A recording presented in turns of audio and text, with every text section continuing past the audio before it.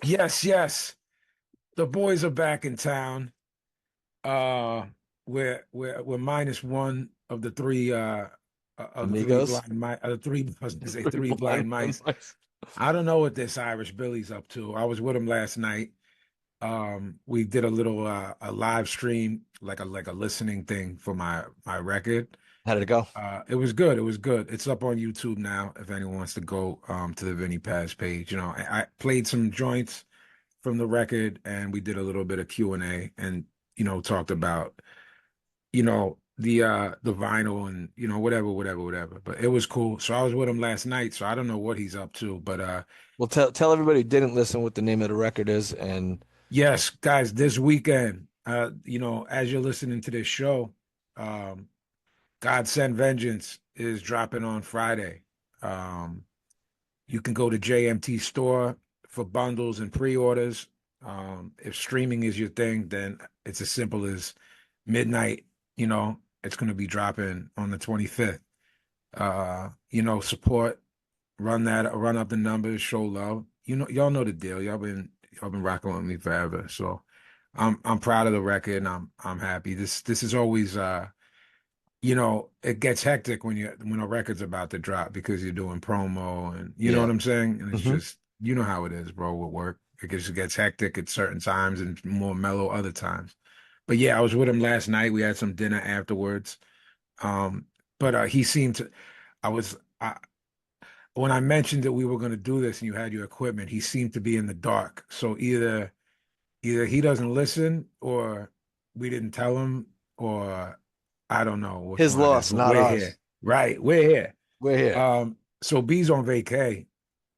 Little, Uh little something, little getaway. If you guys follow me, I came down to the beautiful Tampa St. Pete area, um, and we're in St. Pete Beach, and I'm coming back tomorrow. But we couldn't let the listeners down, so I brought my gear with me, and I was ready to go dolo, and this guy says I packed my gear. I said, all right, that's it, all right. baby. Yeah, we're under the 50 pounds of weight, so nah, I'm only We playing. This, are this shit goes on the carry-on. So sure. look, man, we couldn't let you guys down. So here we are with What episode is this? I Ciento didn't 27. And indeed. stop. So look at me. I'm down here in Tampa where it's a huge Cuban population. I'm speaking Spanish. Right. I'm rocking with my boy. This is the home. I am in the home of We're Winky eating a Wright. Cubano sandwich. Winky, right? Dan Birmingham. Bro, so they put salami on their Cubanos here. Oh, Delish. Maron. So this is the war between Miami and Tampa, who how they Right. do it. The difference is, and guy, Florida listeners, correct me if I'm wrong. Salami on the Cubano in Tampa, and I think it's a nice little. Sorry, Miami, I gotta give it up to Tampa. I think it's the Italian influence in Mm, mm. here in the greater Tampa area, which But that whole goddamn sandwich is swine, right? Like everything you on it. It's can't like, eat it. Yeah, no, I know. yeah, I'm already out with that, but there's you'd like have to. 10 different types. There's like a pig's ass, a pig's foot, a pig's ear. Yeah, there's a pig's asshole on this thing. Yeah, then a slab of And so, cheese, and then they put it in the cheese, thing. pickles, okay, Hmm. mustard, and then they press it. And if you could get one that's not pork, which I'm sure you could do turkey substitutes I'm for it, sure in this era you could, not back in the you'd day, you'd but probably love it. I mean, I, there is a spot that me and my wife go to, we're very fond of. It's called Las Olas, and that's down in South Beach. And that shit's fucking banging. And it's just a window. Like they open the hmm window, they serve you your hmm shit, and you're out. So if you're Get out of familiar here. with Las Olas, Yeah. that's I can't front. That's the best one I've ever had. But Say word. yeah, up Wow. here they put the salami on, and I gotta say it's a nice touch. I Yeah, I got mean, it. you like salami. You're a Oh, little bit of hey, a yo, oh it's a little fanoik. You got a little sugar in your tank up there in yeah. Tampa. All Um, right, let's get into some yeah, news. yeah, yeah. I think we expected this, but we didn't know, when it was going to be made. Alexander Usyk and Daniel Dubois are in the process of finalizing the deal for the Ring Magazine Undisputed Heavyweight Championship rematch July 12th at Wembley.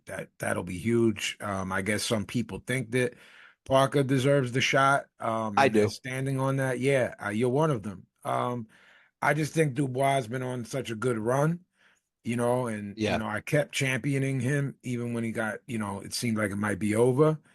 He, So I hell guess of a it's run. Hell of a run for yeah, I Dubois. guess it's more of a question of like who do we believe has a better shot of giving Usyk a better fight? I guess you feel it's Parker. The way I look at it is I think Parker's done the diligence where, this is again, I talk about it in a good and a bad way. It's a what have Yeah, you done for me sport lately. And yeah, Joseph Parker was willing to take on Piccoli when Dubois didn't fight in Riyadh, February correct, 22nd. So to correct. me, I don't take nothing away from Dubois if he was sick, if he wasn't sick. Yeah, I no, mean, a lot of guys started getting sick. yeah, I got you, I got you. So to me, Parker held the card together, was willing to take on Piccoli, scored a knockout. And the fights leading up to that, he did it the old school way of Yeah, building, he beat rebuilding. Zhang, he Yeah, beat it looked like Wilder. his career was done, Correct. and he went on a 3-fight run to Right. say, And "Yo, I'm pulled the himself guy." up off the canvas. And again, Dubois is hard to, like you said, hard to root against because he did the same thing. Yeah, It's just to yeah, me, again, it's a what have you done for me lately? And yeah, Dubois is a young guy, and I think that putting him on the shelf as opposed to Parker, not that Parker's old, but yeah. it would be great to give Parker a shot at the Yeah, I belt. think there's a legitimate argument for both of them getting it. You know Yeah. what I mean? And Usyk's on the way out, and I don't mean that in a disrespectful way. I mean by his own admission. I think he said he's got two left, right? Yeah. Didn't he say Yeah. that or imply That's it? what he said. Yeah. I got two left. Right. So Dubois will be one, and who knows Yeah. who he'll close his career out with. This is a fucking another head scratcher, Brendan, where we just go, what is your method for rewarding people, and what consistency is this organization bringing to the table of this sport? The IBF has ordered a heavyweight final eliminator between Frank Sanchez and Philip Hergovich, with the winner to be made the mandatory challenger for Dubois' world title. Derek Chisora is currently the mandatory, which we already dedicated to Yeah. our viewpoints on how insane that was, Right. with the position to be officially ordered on April 22nd. So this is three guys that are potentially in line for a real title shot because Yeah. Dubois and Usyk are fighting now. So if Dubois was the one to win and he's the guy, one of these three guys are conceivably next. Has Frank Sanchez won since the loss to No, he hasn't fought. Adjit? No, he hasn't fought. And I'm, Hergovich I'm going to coming off Google it now to see. the joy. So Philip Hergovich just beat Joyce in the fight that we said we felt where they were fighting in water, or our TVs both put our Yeah. TVs in slow motion. So the IBF has been wild lately. Excuse me, I take that back. He fought once. He fought. Yeah, he fought. He fought on February 22nd. He fought Ramon Echeverria, who's 18 and 24. I mean, did we even see that? Did we even cover that or say Frank No, Sanchez is back? I don't even remember. no, I and mean, I'm looking. They fought in Tijuana. okay, okay, So okay, makes sense. to answer our question, no, he didn't fight. If we're saying Right, he right. fought the 700th ranked heavyweight who Right. got a And now losing record in right. Tijuana. And now he's got a sniff at a title shot He was the after undercard. fighting. He was the undercard of a donkey show in Yeah, Tijuana. the main event was a donkey show, the co-main was a cockfight, and then he was the He was the undercard. yeah. I like this. You and I were throwing names out for Abdullah Mason, and we threw out whatever names we could, and this wasn't one of them, and this is exactly where our heads are at. Abdullah Mason will face Jeremiah Nakatila on June 7th in Norfolk. The fight is going to be a co-feature to the Keyshawn Homecoming Mhm. against Edwin De Los Santos, which is a fight we hate. Edwin De Los Santos Yeah. shit the bed against Shakur. I thought Keyshawn would push for a better fight, but Jeremiah Nakatila's got a bunch of fights. He fought good guys. He loses to elite guys, but he's got tons of experience. We wanted Abdullah in there with a guy like that. A bunch of fights, not tons of losses. I think he's probably got like 4 losses. They're all to real Yeah. guys like Shakur and stuff like that. The Yeah. guys like that. This is who we were He's throwing a from bunch of names. Nambia, Yeah. But he can handle himself in there. He's Namibia. just not. So Ring Magazine 3 is the name of the card. will take place July 12th in New York City with Edgar Berlanga, Hamza Shiraz in the WBC super middleweight title eliminator. Very interesting And stuff on this card. very interesting. And Shakur Stevenson defending his WBC lightweight title versus William Zapata. Promoted by who? Ah, Did you see this? well, yes, this is wild. Albert Puello defends his WBC junior welterweight title versus Subriel Matias. And David Morrell fights the undefeated Imam Katayev on the undercard. The supercard will be available exclusively on DAZN. This event will celebrate the launch of the Ring's forthcoming TV show, Inside the Ring. A little tidbit for Mr. Long, the lifetime New Yorker. I'm about to hit you with a little Pazzi, not exclusive, but something that I don't think anyone knows. Okay. Barclays, the Garden, and the theater at MSG are all booked for July 12th. Did you hear where this might be? That's why I'm talking to the native. You want to know? You want to know what I heard? Central Something- Park. So I was gonna say something wacky. I wasn't gonna say Central that. Park. What's the ship where Yeah. The where he slammed Intrepid. Yokozuna, and then The Intrepid. Tuesday, Friday Night Fights did a cup up there when it was So Max was still on. I heard it's going to be in Central Park. Now, pretty fucking amazing. Your boy- in theory. your boy Brendo in 1998 saw Mhm. Mos Def and Talib Kweli in Central Mhm. Park. Okay, I mean, so you're old, so you probably saw the Simon and Garfunkel reunion in that John. you know it's funny. So this was, Yeah, this, parents this, had to be there, right? this was texted to me. That it was, and I said to myself, "Oh, I saw Mos Def and Kweli. I saw Black Star there Okay. in '98," and I went, "Oh fuck, that was 27."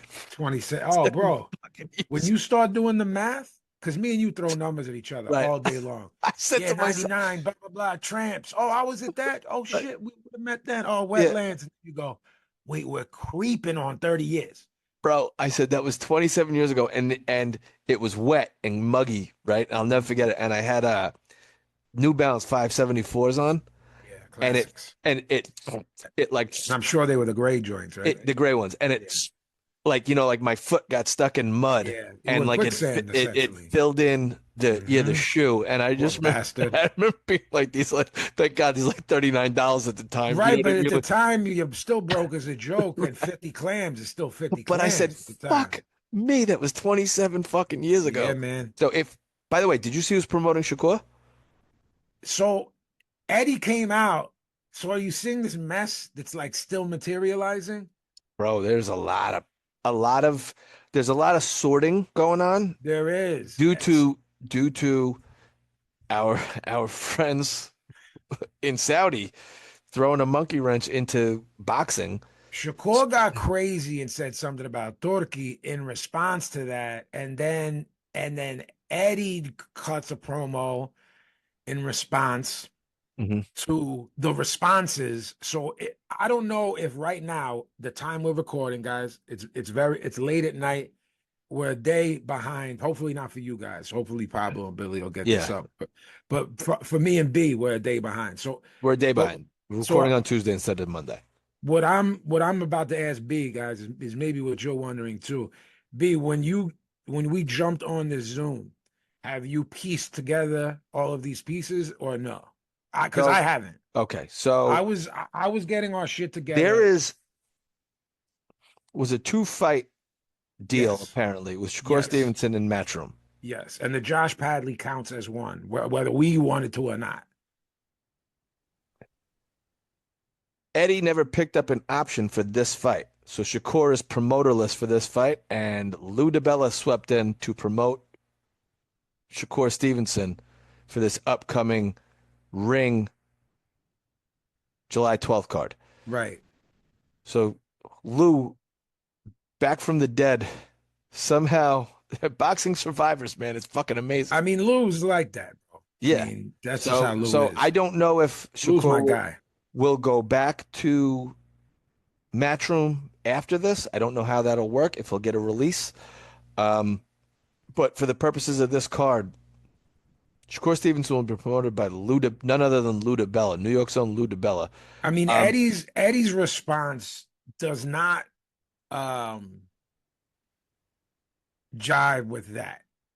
I'm not. What I mean is, I'm not Yeah, contradicting you. Eddie is. Eddie was yeah, like, "What? Look, it's a two-fight deal. right. I want to keep working with him. Blah blah blah. So on and so forth. Sort of did not touch on the DeBella thing. No. I think. Look, a lot of times Is it like a sub? Is it like I need somebody that's for how I. That's how for I. this fight? Can you take care of it? That's Is how I'm viewing it. But now Lou let has me had some legendary fighters, let, big fighters, championship fighters. Lou has also publicly bashed Turkey Al-Sheikh. Lou cuts promos on that Twitter of his. Yeah, that's what I'm saying. So I was He's surprised to see that he's working with them. But he also did say something to the effect a while back, like, look, boxing did this to themselves. You with know what I all mean? your New York fight connections and New York friends. What's your relationship like with Lou? Uh, uh, Like, hello, how you doing? acquaintance been, if you want my honest opinion and for the Hmm. honest, been introduced a million times and he still doesn't know who the fuck I am Yeah, yeah, when we see each other. So Lou does this thing where when he's introducing me to people, he's like the best white rapper. I'm like, Lou, oh, he does that. yeah. I'm like, Uh, Lou, I know how much you Luigi, love that. Luigi. Yeah. I love Lou though. I genuinely like hanging out with Lou. He's one of those. He's got an Irish Billy energy that like you can't not have fun with that guy. Yeah. Not that I mean he's usually like in work mode. You know what I'm saying? Right. To be Right. fair, to be fair. But I got to know him a bit better because I know Tev and he was working with Tev for a while. You know what I Right. mean? Yeah. So Yeah. yeah, guys, B's here in Central Park. I heard Central Park. I heard that if this potential mess in Times Square isn't a mess, I'm predicting it's going to be one, by the Hmm. way. I don't mean the fight, guys. That's not what I mean. I Yeah. mean, Yeah. I think B and I have just over and over and over again think that Turki Al-Sheikh puts the cart before the horse. And we're going to see very soon. It's not going to take, we're only 10, 15, 10, 12 days away from if that goes smoothly, then I'm hearing it's could go back there or Central Park. Hmm. I want, by the way, guys, we want all these things to work when we Sure. say, yo, some guys are playing like with their favorite toys, they have Yeah. so much money. We're not cutting promos on it saying that the fights aren't good. We're saying that how long can this sustain itself? And B covered that either last week or the week before with when this happens and how long can it sustain Yeah. itself. And B believes that's why someone like Dana was brought in to clean that up. Yeah. You can't Um, throw good money at bad. No one wants to do it. right. No So one wants to do it, and it never has worked no. historically in any form of entertainment or business. Fuck entertainment, Right. any business. So look, guys, look, that's a fucking A1 card, I mean, I don't. I mean, you think regardless of where and what. is that going to go on the Great Lawn at Central Park? Like, would they be able to do that again? It's hopefully July. They could get good weather, but like I said, I went there B, when it I'm was gonna go messy. back I to went there when it was something. messy and soggy, Yeah. and it ain't fun. Bro, July in New York, Philly, it's not fun weather. It's No, not, it's this hot. isn't California weather where it's a different type of air. This is Right. like, get me Humid. out of here. Right. Now, I Um, mean, middle of the night, you might be all right. You know what I mean? Sun goes down, but well, here's another thing. This is a question for you because you've been really harping on this and you've been harping on gate as opposed to pay-per-view numbers. Is it free? Is this is this a boxing well, Woodstock? hold on. Simon and Garfunkel, not that boxing would bring out Simon and Garfunkel A from hundred thousand people were there, weren't there? half At a Simon and million, Garfunkel? Yeah. half a Yeah. million fucking Yeah, man. people The visual of that helicopter shot is is like fucking insane. there's very few things where you go, that's staggering. So, The well, Woodstock footage, the right, Million Man March footage, right. Was that many Simon and people? Garfunkel. Yeah. It's there where they start not looking like human. It doesn't look like It's just massive a humans. It wave. looks like ants, a Yeah. wave of colors. It's like those remember those videos, like music videos where they would shoot like Michael Jackson in Germany? Yeah, You yeah, know, yeah, and you're of like, course. was Or he when playing it in Billy front of Joel, when the all wall of? went down and he went over to Russia or Yeah, whatever, yeah, yeah. the And it's Mr. Gorbachev bring down that wall or yeah, whatever, yeah, or yeah, footage of Bon Jovi. Or remember that whole yeah, show that went over there? yeah. All that They, virtue signaling stuff when they went yeah, over. Yeah, yeah. When you were at Central Park, was that free? most Def and Quali. Yeah. Yeah, that was Yeah, free. see, the places, not that you can equate the Think size that I of think I went to the Philadelphia Roots to in Central Park too, and it was free. see, that's what I'm getting at. The Yeah, things that you equate, not, of course, you know Philly well too, but you can't really equate the size of Philly to New York. But things like that in Philly, they're right. always free. They're free. Like So when it's I was in like, all right, college, so the Roots played the New Haven Green for free. right. You know, you just go down and they did it like once a month for 3 months. They did But three shows over. someone is giving them a bag, Correct. They're not you know? the So, municipality to bring in business or right, yeah. exactly. So who is bringing in this bag? Because And this is, how are they going to do that? this is So very I wonder if intriguing. there's like, is there laws, right, where it's public space? So like, can you just take up a public, the beauty of Central Park is it's free. Right, Anybody can go there. It's correct. a free park. So You're gonna tell like a family of four, like, no, Shakur's fighting, go the other way. I'd be yeah, like, kick rocks, dickhead. My kid wants to see the fucking right. the sheep or whatever it Yeah, is. I don't yeah. fucking There know. is a zoo there. I know. Um, I uh, want to see Tavern on the Green, bozo. Bozo, get Their lost. overrated meal. We're not going to be invited to the show, Vin. You I got think we're banned from Central Park now after the last 90 seconds that we just cut a promo on. I love Central Park. It's I do beautiful, too. but It how are they is. going to It is. handle this? Um, we don't know. So look, but like I said, guys, if you're thinking no, that's you guys are crazy. I'm just going to reiterate: Barclays, MSG, Are all and the booked. small room in MSG, which is I guess the Hulu theater now.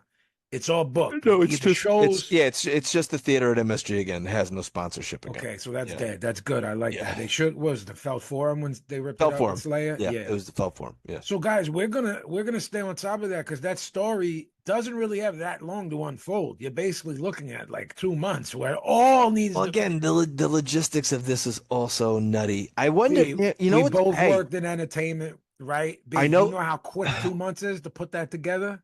well, so me and Raynon were talking the other day, like, why don't they put it at the Rock, the Prudential in Newark? Yeah, You have Shakur in the card, yeah, yeah. That's low hanging fruit. or, and I don't know what the site fee is. I heard it's very expensive. UBS Arena in Elmont, you know, why not just put it on Long Island? Lou has a tie to that UBS Arena. What is the Um, place you play on Jones Beach? the amphitheater, Yeah. Jones Beach. Yeah, I what don't. is the cap? I got to look that up. But Have that they was ever done fights there? I don't know, and I don't think it's really set up for that because Yeah. well, actually, it'd be kind of cool. It, there's like a moat in between, like where they play and then where you sit I and hope see there's everything. fights there and someone throws you in the moat. Throws me in the moat Yeah. in the Great South Bay. Yeah. I told you that's in like Phil Collins was in Phil Collins' tour rider. That if Uh-huh. he was going to tour the United States, the only way to do it is if they agreed to book him at Jones Beach. He loved playing that venue so much. The amphitheater, Wow. it's awesome. Wow. You're on the Great South Bay looking out onto the Atlantic Ocean while Hmm. you're playing in front of like a half moon of where people are sitting. I do that And, to a smaller degree, particularly when I know promoters in the city, like that I've become friends with. yeah, I'll be yeah. like, yo, can you make sure like I played I'd this. rather play blank than blank Yeah. because that place is lit and I like it there. You know what I mean? Hmm. Zordo Ramirez will defend his WBA and WBO cruiserweight world titles against Uniel Dorticos, who you and I were once at one time Very high very high on. on. That's on the undercard of the Jake Paul Dude, Julio 15, Cesar hold on, Chavez fight. 15K at Jones Beach. I mean, That's okay. So what but is the guarding not for the accessible by fights? train. Not accessible by train. How do you get there? You drive, You gotta park. drive. Yeah, you You got to gotta drive. drive and park. Yeah. Because Guess on a who got barrier shot island, in Stone Peace, Jerome's niece, on her way home from from Jones Jones Beach. Beach. So that's in Anaheim, Zordo versus Uniel Dorticos. That's a little bit too late for us because we were once super high on that guy. Yeah. What a fighter he was, and then we don't know what happened. The tournament, he got beat. Well, it's Maris Paredes, also and then inactivity. Yeah, but we also we aren't because we're not covering it yet. We're just announcing it. We're also leaving out the Cuban part that he's 67 and He's yeah, I know. he was 47 when we first bigged him up.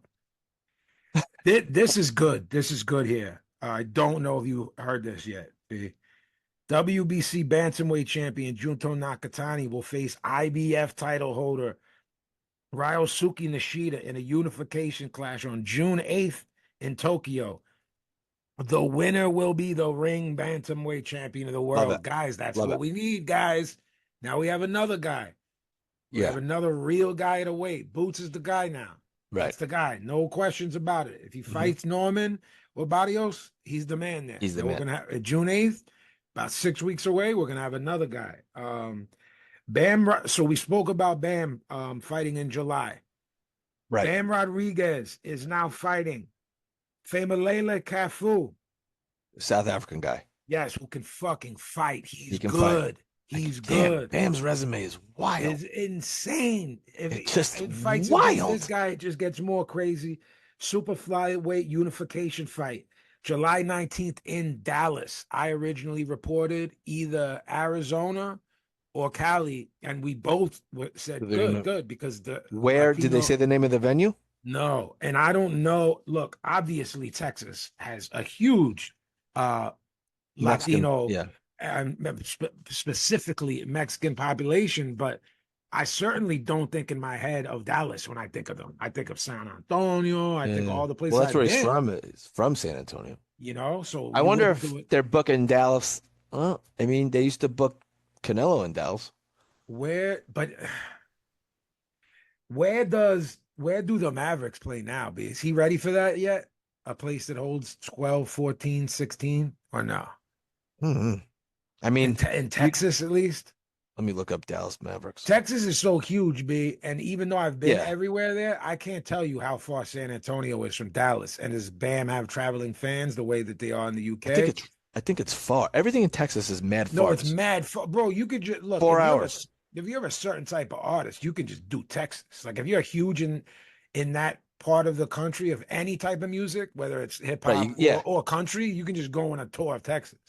Like I've done Houston, San Antonio, um, Uh, I'm thinking of all the major cities because it's so huge. I think we've gone through every major place in Texas at one point. And Fort Worth. yeah, yeah, yeah. Yeah. Austin, which is Yeah. totally different. You're in a different world in Austin because it's like there's weird liberal hipster place in the middle of Texas. Right. Right. But I Right. remember like being a dick or yelling at like the tour manager, like, what do you mean it's a 7 hour ride tomorrow? It's in Texas. How is that? Yeah. If you drive 7 hours on the East Coast, you're going through 4 states. What are you Right. talking about? We're driving 7 hours tomorrow. All right. So they play at American Airlines Arena, which does 19,000. Right. Yeah, I don't know, I man. don't know, So man. we'll have Who to knows? find out what other Yeah. venues are there. Lastly, Matchroom Boxing has outbid Aegon Sports to win the purse bids for the IBF ordered final eliminator between Etinosa Oliha, who's 21-0 from Italy, black guy, but a Paisan from Italy. Ming, Ming and Amo Williams. So this Amo Williams staying is busy. already right back and staying busy. The winner will be a mandatory challenger to Janabek Alamhanallah, which, hey, I have an issue with this because there's champions there. He's got Right. to fight Adamez or Yeah. Lada. What? Lada's not just old, he's old and inactive. So Yeah, my it's guy, weird. give up the belt or get Or ready to rock fucking and yeah. fight late like Get to Bernard did. scrapping. Get the scrapping. But to me, also be we talk so much about purse bids and stuff. These purse bids are wild. What are they bidding on this one? Matchroom won with a bid of $233,333. To Aegon Sports is 215,313. So So these guys are not nobody getting a wants it. bag. Nobody wants this Nobody fight. wants it. Nobody cares. And this is the direct result of guys not doing what B and I are calling for, which is, there's 3 champs in this division. How about you tighten that up before Right. all these other people are thrown into Yeah. them? Yeah. I mean, I blame the promoters, the So fighters. do I. Right. Alam Hanalah's got to be like, look, these are the guys to put in front of me. There's 2 other guys. Adamez, good fighter, good fighter. Erislandy Lara, arguably a great fighter. I don't know if he is now. He's got to be 41, 42 at On this point. paper. I've said on the air, yeah, he's 59, in other words. I said on the air, I remember my scorecard clearly. I had it 115, 113 for Erislandy Lara against Canelo Alvarez. He's 42. And he also got robbed against a Paul prime Williams. Paul Williams, Yeah. and I was at that fight. So again, a different viewpoint. People who watched it at home Damn, said, that no, was no, a no, he fucking long got time ago. hosed. Was it 15 years ago? Long time ago, bro. And then I saw when I thought Sergio got hosed too, but it was a good fight, close fight. All right, so Friday, guys, on the Zone, Carib Royale in Orlando, Florida. 14 years. Um, Jesus. Yeah. I'm gonna run through some of these. B, did you watch this card? Because I don't Yeah. know if you were on the road. You watched Yeah. Friday? He did. Okay. A kid named Gorgon having how do you say it? Hovan Hovanesian? Yeah. Gergen Rovnesian. Hovanesian. They call him he's got a funny name, Big Gerg or Big Goog or something like that. 7-0, 6 KOs, 27 years old, 6'7, 287 pounds. The guy looked to be in terrible shape, but he's trained by Joe Goosen, which makes me go, don't jump Yeah, yeah. to conclusions. Versus a guy, Dewan Calloway, 11-3, 9 KOs, 421 pounds. Look, both of these guys looked visually insanely out of shape, and I was ready for a horror show. Both guys can actually fight a little bit. Hovanesian has a really good jab. He hooks off it, he digs to the body. He started putting the right hand behind it, really started putting his shots together in the fourth and knocking this Dewan Calloway around. Calloway down in the fifth from a huge right hand. Calloway's completely aware, looking and nodding at the ref as he was counting. So I'm figuring he's doing the pop up at a 9 gimmick Yeah. B. But he knew he was cooked, didn't get up. Fifth round KO for Gorvin Hovanesian. Hovnesian, yeah. Yeah, nice guy. And anybody with Goosen's not fucking around at this point of his No. career or life if he doesn't think you're good. Yeah. So we'll see there. Lenier Perro, 11-0, 8 KOs, 2016 Cuban Olympian, 32 years old, which means he's 50. Trained by Bob Santos versus a guy Bob named Santos Teddy getting Webster. a lot of good fighters, man. I mean, he's trainer of the year in what? 2022 or 2023, one of the two. Lenier Perro is already ranked number 4 by the WBA, B. So at heavyweight. Southpaw moves well, puts good combinations together. Webster was completely outclassed, but by the fifth, I don't know if you saw this. Lenier Perro seemed gassed to me. Mm-hmm. He landed a perfect shot to the body. Webster complained that it was low, sold it, went down. The ref bought it and called it low and called a timeout. The replay shows it was a perfect shot right on the belly. Perfect shot. The second half of the fight was a sloppy mess. Lenier Perro should have gotten this guy out of there early, in my opinion, considering his pedigree, especially considering the plan to fast track him. Looked good early, but faded and won an unremarkable UD. I'm curious what you think here for a guy that fast tracking and is fading in the 6th round. With this Well, I mean, this is these amateur guys, you know what I mean? That they have this Lenny, this is what separates, right, the pros from the AMs, and we get guys that, how are you going to do this? What are you going to do? And what do you think? What is your, do you go back to the drawing board? Do you put him in against another guy he can beat, or do you sort it? I mean, Bob Santos is so good.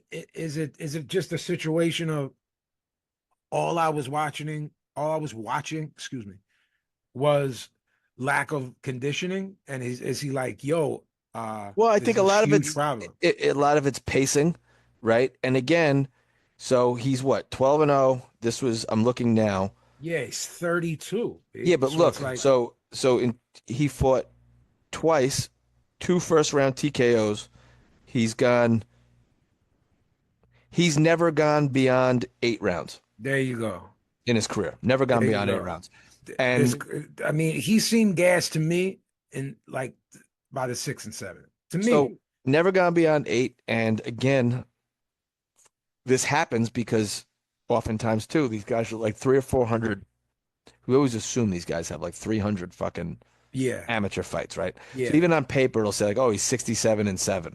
yeah, And you'll go, all right, but then they'll always make the comment, well, not every fight was registered. These guys, I don't know if you guys out there know this, but oftentimes these guys fight in smokers, and it's not affiliated with any amateur program or anything, but for all right. intents and purposes, it's amateur.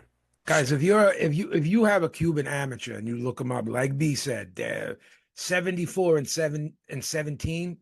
Nah, they had at least 150 fights. Right. So this Low guy, end, low end. If you're Cuban is 150, they're right. usually around 300. So on paper, he's 98-19 in the AMs. Yeah, I mean, yeah, which is my also like insane, that yeah, of many course, amateur of fights. course, of course. Um, but what I was going to get at is I think that these guys, when it translates to the pro level, you get in there with guys who can survive, and you Yeah, get in there with guys, let's look at his opponent just for purposes of this argument, right? Or discussion. yeah. Teddy Webster, 9 and 4, 5 KOs, tough guy. Basically, another guy that boxing saved him. Was in the Yeah. street, fighting in the street. Just figured maybe I can make money doing this. Right. He doesn't get knocked out, Right. so maybe that's what they wanted. But when you want rounds out of someone, B, typically you go like, oh, he needed this, and I'm glad he got these in. To me, Mhm. now there's a huge question mark. I don't disagree, and I think we're going to continue to see huge question marks with guys with these, huge amateur records that get, as you put it. So now you're what, 29? You've been fighting a certain way since you're 11.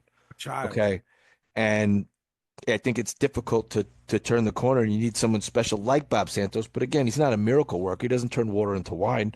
So what yeah, at happens is, 32 years old, B, it's very possible and it he was would hard for fight. me to articulate that in the beginning of this, but when you start to dissect the record and you start to look at the record and you go, it's probably just undoing habits, right? And Right, the guy says, well, I'm usually in a 3-round fight. right. So now I'm going double that, and I'm going, oh, and this guy's not going anywhere, and I got used to knocking people out, and I'm skilled enough to be a front runner. And I'm But throwing the amount of punches I would throw in a 3 round amateur bout. right, right, And then right. the fifth round, sixth round comes, and this This goon guy's is still standing here. and yeah, he's hopping off his stool and he's ready to Yeah. go. And I'm hitting them with a one, two. Which I think is why a lot of guys we've seen don't live up to the amateur hype out of the Cuban system. Yeah. Um, there's guys that can do it and pace themselves, Guillermo Rigondo, but then on the other hand, there's guys who, and again, he didn't have a bad career, but Sullivan Barrera, Yeah. where it doesn't get to that top echelon. He becomes Yeah. a perennial contender, Yeah. right? But he's a guy that really didn't fully turn the corner. Yeah.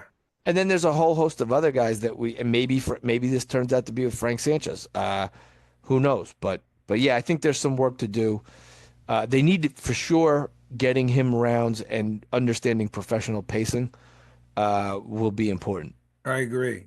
I didn't know if you were laughing like I was. As soon as I saw this guy's real name was Hendry, I just had to keep doing it the whole time. Yeah. Hendry. Hendry. And you need Hendry to get blood on your Cedeno. floor, Hendry. Right. Hendry Cedeno, 26 years old, 15-0, 11 KOs from DR versus Idelberto Umara, decorated Cuban amateur, as we were just speaking about, 250 plus amateur fights, 13-3 with 9 KOs as a pro, lost a split decision to Kevin Brown, who's in the main event, which we'll get to, 140 pounds. This was for a WBO Intercontinental title. Two really good, fundamentally sound fighters. Mhm. Umara hurt Hendry Cedeno badly in the third with an uppercut. Idalberto Umara is really good. He would slip and crack Cedeno with a nice pull counter, catch and shoot. Hendry Cedeno was stalking, and when he get inside, he got some good work done. I had it even after 6, B. And in between rounds, Idalberto Umara quit on his stool out of nowhere. I had it even. Yeah. His corner said he was nauseous or had stomach. I'm trying to understand what they're saying in Spanish. They were holding a bucket there, like he was gonna yak. Um, Again, I had it even. I said it 3 times. Umada could have been up, maybe. It could have been 4-2. He was fighting that well. I haven't heard anything further regarding why he quit. Is the weirdest thing, definitely of the weekend. Yeah. I don't know what's going on there. Were you just as Surprised.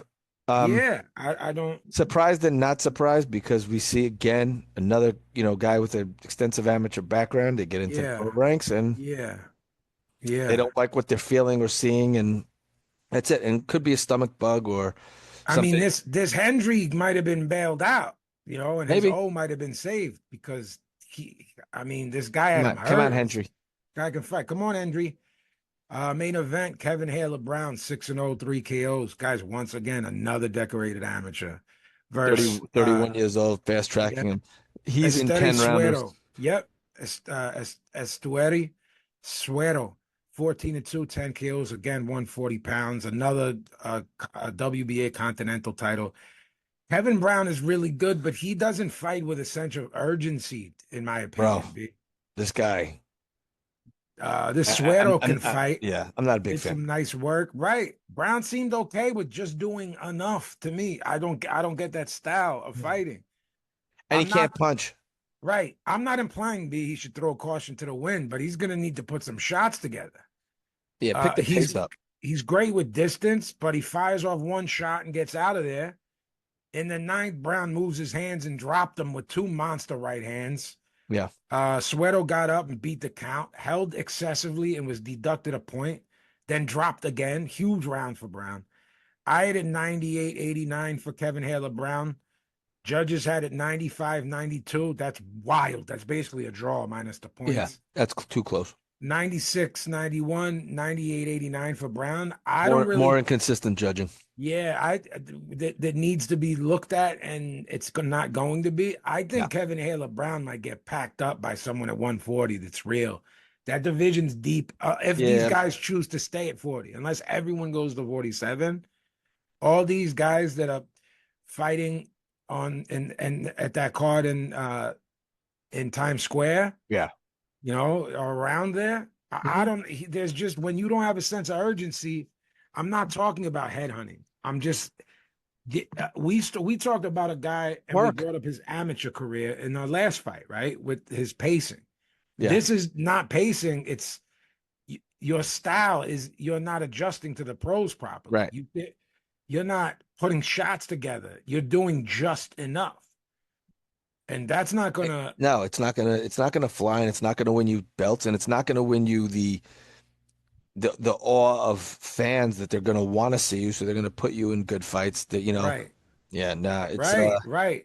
That's another thing. Where okay, what do you do next with Kevin Brown? yeah. That's now it's 7-0, 3 KOs. He's not a puncher. There's what is the catch? Yeah. It's I don't know. okay. Saturday, the zone, Cannon Medical Arena in Sheffield, across the pond. Sheffield, England. Our guy Josh Padley, 5th round KO. Good for All right, him. good for him, Josh. Guy flies in on 24 hours notice and He had to fight fights one of Shakur. the best in the world. Fight Hmm. Shakur, tough. Josh Warrington versus Asad Asif Khan at 130 pounds.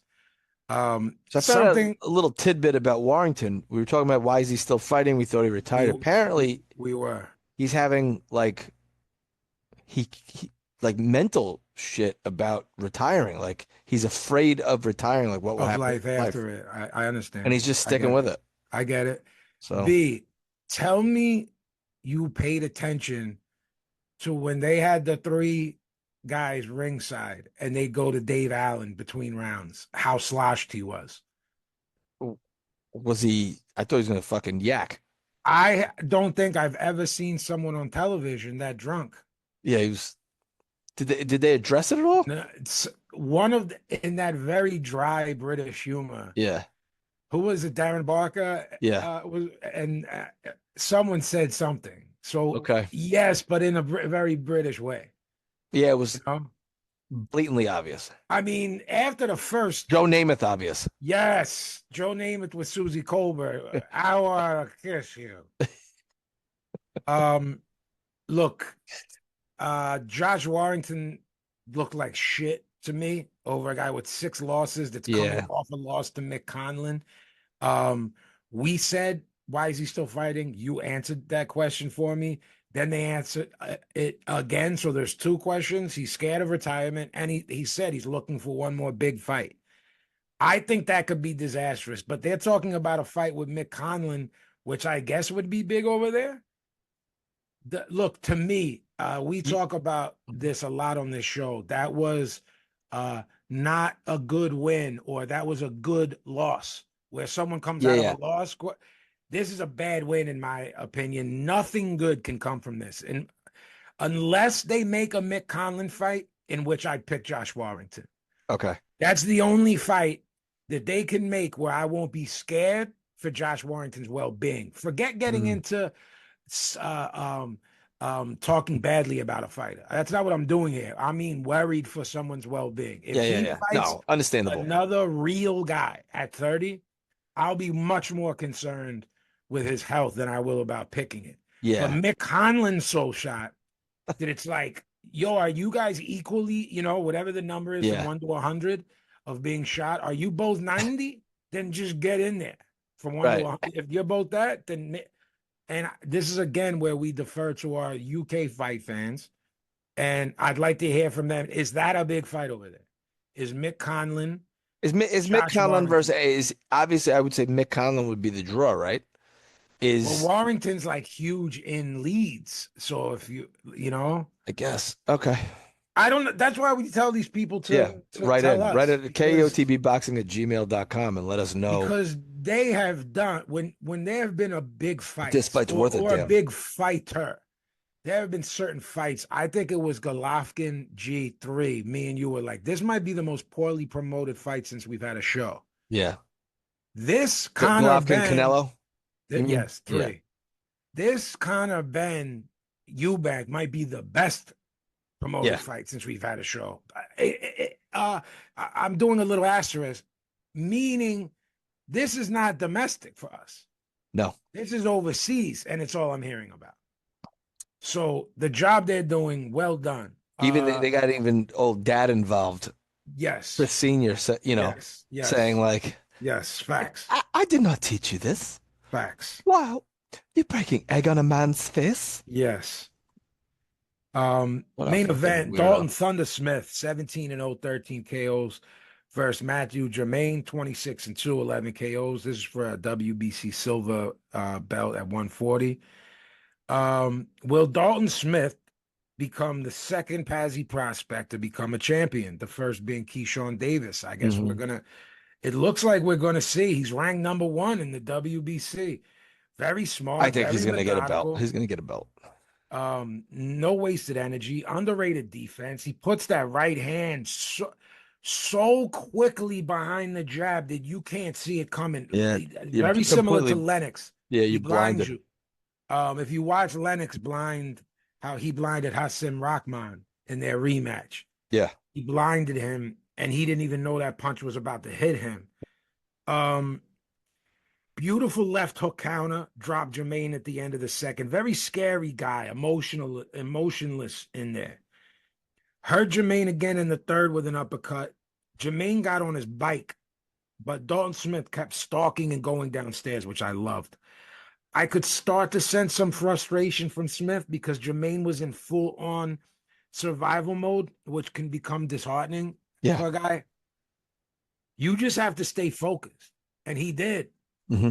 Great corner work with that, dropped Jermaine again in the 11th with a big right hand.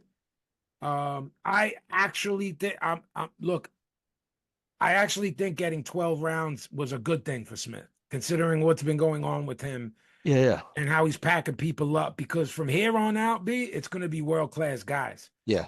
He got good work. The ref took a point for a low blow from Smith in the 12th. Came back and dropped Jermaine again late in the 12th with a little check hook. I had a 119, 105 for Dalton Thunder Smith. I gave him every round. That point was from a deduction, that Yeah. 119.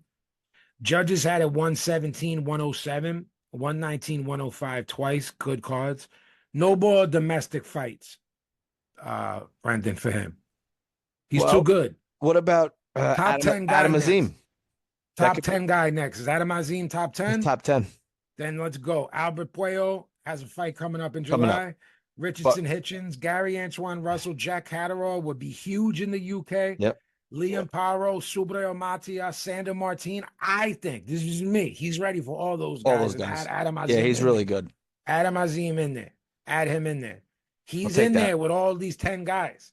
Yeah, he's good. And we're just talking about Kevin Brown, bro. All those people we just named about, Kevin Brown might get packed up. So they better really, you like to say go back to the drawing board, Big. There were two Cuban amateur standouts on that Friday card, and both of them they better really, with Bob Santos there, he knows what to do. Mm-hmm. But they better really have their eye on who's out there, because one's a heavyweight and there's killers there right now. I wouldn't want to fight Joseph Parker. No. I wouldn't want to fight. And like you said, Dalton Smith is hungry.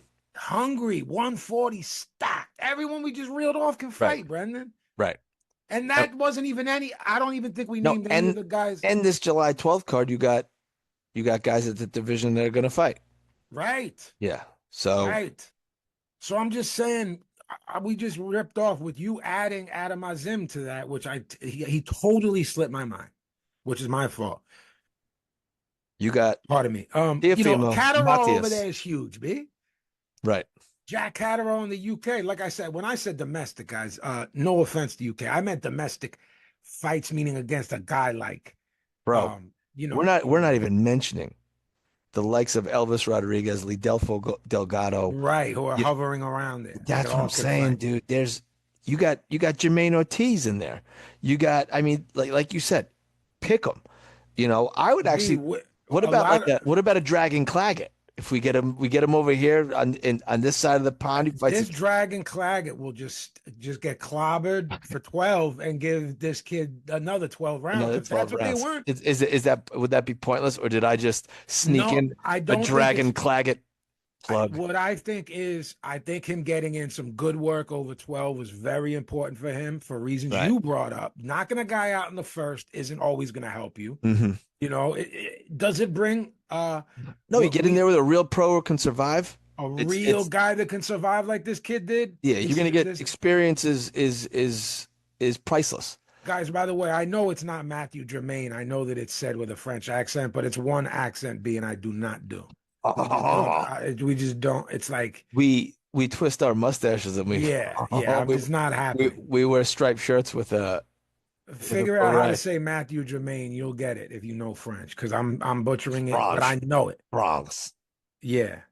Do we have any French fans, you think? No. Is there any French Nazis? If French people tuned in because they speak English, they hated us within one half episode. We don't have any like Les Nages? No, because Les Nages, because we define, like, we're not just American. We're like East Coast wops that talk too much. So we define what Europeans hate, but then we define, it's like we're a niche person within a niche. They just overall hate Americans, but we're the most obnoxious of the obnoxious. I do this show 90% of the time in a Yankee hat. Right. You know what I mean? Like, right. And I'm screaming and yelling and talking about why you ate gabagool and why they don't make a halal gabagool. No one's come up with that yet. Saturday night, guys, DAZN, Front Wave Arena, Oceanside, California. Joel Iriarte, 21 years old, 6-0, 6 KOs versus Marcos Jimenez, 25-11, 7 KOs. Look, that's a lot of experience, guys. 36 fights. They're big on Joel Iriarte. Big left hand from Joel Iriarte. Dropped Jimenez in the first. As he was getting up, Jimenez corner stopped it. They wanted nothing to do with this fight. Nothing to do with it. Iriarte goes to 7-0, 7 KOs. He's going to be good, and we're going to keep our eye on him. He's a really good kid. He works with special needs kids. Only special type of people do that because who they are as a person and are capable of doing it. Also, as I always say, be bilingual. Good-looking kid, young, can fight. Plus. Checks a lot of boxes. Checking a lot of boxes. They put him in there with a guy with 36 fights. That they can't do anything better than that. Yeah, this guy will give you some rounds, and he's packed up in one. The corner stopped it. Marcos Jimenez is from PR. Tough guys from the island. You think, give him a couple rounds or something. So what do you do here, B? With 7-0 now with 7 KOs. What do you do? At one, we're talking about a big welter. It's We not a just lot of talked about. fights. You just get him another opponent. Get him some But do rounds. you start creeping into like a top 30 guy? A top Not 30? yet. No, top Not yet. 50? Yeah, top 50. Okay. Get him a couple of those guys. Again, Yeah. to me, the frequency, getting them under the lights, getting them on big He cards. said I want to stay fighting. So if Yeah. you we have said multiple times on this show, we will give you a furlough / freebies if we see you again in May and Yeah. June. And if we see this kid And six again, times, he's under 10 fights. So, right. And he's yeah. 21 years old. Yeah, no, He's in just get 7 him. fights. Yeah, If we get him 3, 4 more fights this year, we're okay with the competition. I just sure. want him to Yeah. get 3, 4 rounds in, work on some technique, see what happens when you crack a guy and Right, right, right. he doesn't go down. Hmm. Ruslan Abdullayev, 22 years old, 2024 Olympian, 1-0. Brendan, I just wanted to bring something up. These guys are never this young. Like Cubans, all these guys from the Eastern Bloc, whether it be Kazakhstan, Uzbekistan, Ukraine and stuff, they're always turning pro 28, 29, 30, 32. Turning 22, pro at 22, in my opinion, is great. Gino Rodrigo, 13-4, 2 KOs, 11 KOs, 13-4, 2 draws, 11 KOs, never been stopped in 19 fights, 140 pounds, 8 rounds. Ruslan Abdullayev was the first fighter on our show that became a Pazzi prospect on one fight in Yes. the history of the show. This is his second fight. That's how good he is. Look, putting a guy with one fight in there against a 19-fight veteran with a good record is all you need to know of what Golden Boy and Oscar and Bernard think of him. Gino Rodrigo is coming off a first-round KO of one of Danny Garcia's prospects, or they're buzzing about over here. They were buzzing about this kid, Matthew Gonzalez, who was 15-0 and no joke. And Gino Rodrigo packed him up at that show at the ECW arena. We were contemplating going. I think we're going to roll with Craig ahead. Do you remember that card? Yeah. On that card, he sparked this kid out who was like buzzing over here. You know what I mean? Yeah, like this area, Philly, Jersey, New York. Okay. He packed him up. So this guy can fight. Along with Abdullah Mason, Ruslan Abdullayev is my favorite prospect. It's not close. It's those two and then a drop off. And I don't mean a drop off like these other guys aren't good, but when I see this name, I am hype for that. It makes my weekend. Nice. It's like a big fighter fighting for me. Okay. That we're watching someone develop from the ground up the way we've been watching Abdullah. Right. Because he's getting more in the bank. You know what I mean? Sure. Beautiful left hook to the body, slips the counter right hand coming back at him, then counters the counter with his own right hand. Just good, high level stuff. Short, crisp shots, which is the way to get me. You want to get me to be like, yo, this is my guy. Those 6-inch punches, man.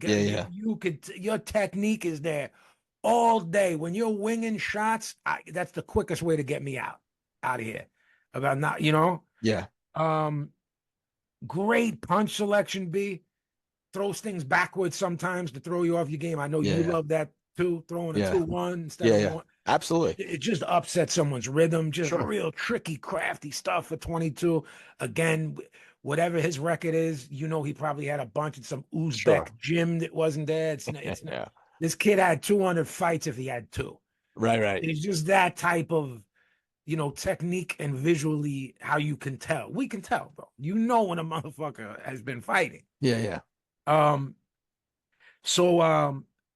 Gino Rodriguez lands a big overhand right on a button in the third, and Abdullayev didn't budge. Five shots couldn't stop me. I took it and smiled.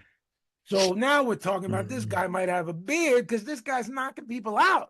Right. Gino Rodriguez is real. He sparked a 15-0 guy clean out. This guy ate it.